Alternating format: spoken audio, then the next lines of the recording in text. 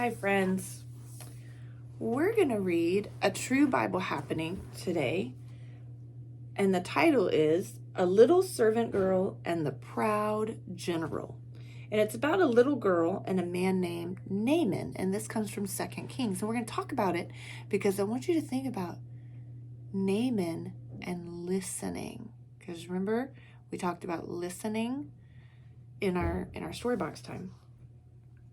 Naaman was a very important man in a very important army in a very important country. So you see, he was very, very, very important. But Naaman was sick. He had leprosy, which is a nasty thing that stops you from feeling anything, like anything. Bits of you fall off without your noticing, like bashed fingers. If you squished your finger in the door, it might just come off and you wouldn't even know. Or squished toes. It might sound funny, but it wasn't. And Naaman certainly was not laughing. There was no cure. It never went away. And in the end, it killed you. Naaman needed help. Now, there was a little slave girl who worked for Naaman. See her? And she knew someone who could help him. But there was a problem. Naaman was her enemy. Not long before, Naaman had led an army raid on her home in Israel. He had killed her whole family, carried her off to Syria, and made her into his slave. Every night she cried herself to sleep. She had lost everything. Why would she, of all people, want to help Naaman? Didn't she hate him and want to hurt him back?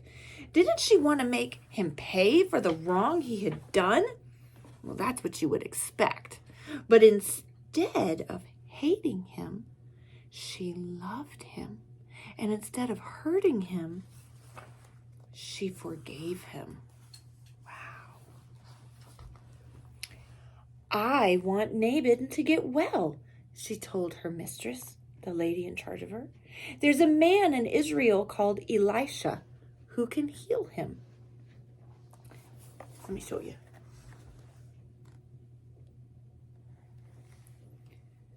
I'll go, Naaman said, loading up his wagons and putting on his flashing armor.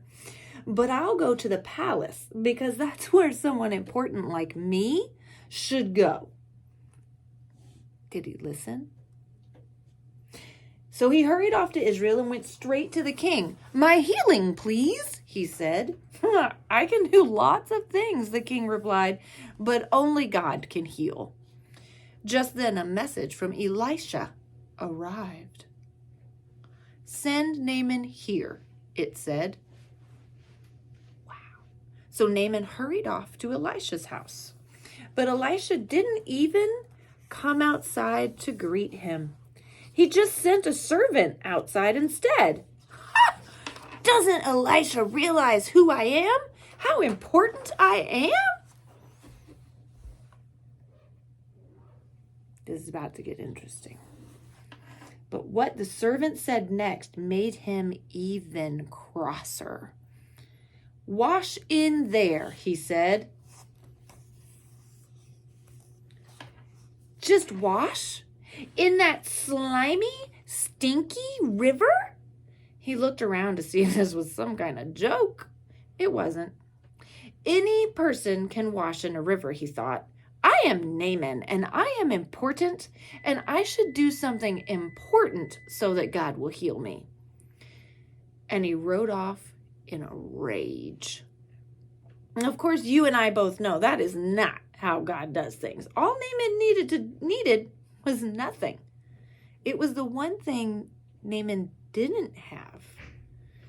God knew Naaman was even sicker on the inside than he was on the outside. Naaman was proud. He thought he did not need God. His heart did not work properly. It couldn't feel anything. He didn't feel love for others and caring. He didn't feel sorry when he did wrong. You see, Naaman had leprosy of his heart. God was not only going to heal Naaman's skin, he was going to heal Naaman's pride. Do you think Naaman did it? Do you think he got in the river?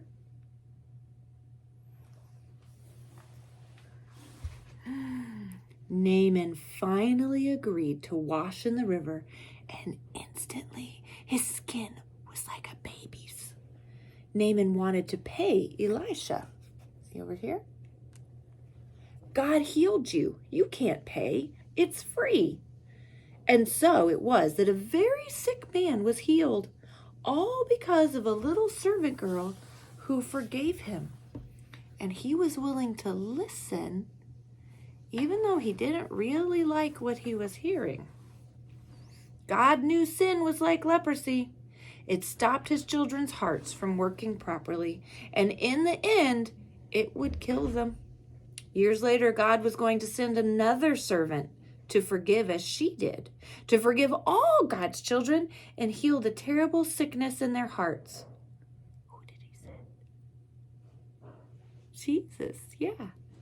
Their hearts were broken, but God can mend broken hearts.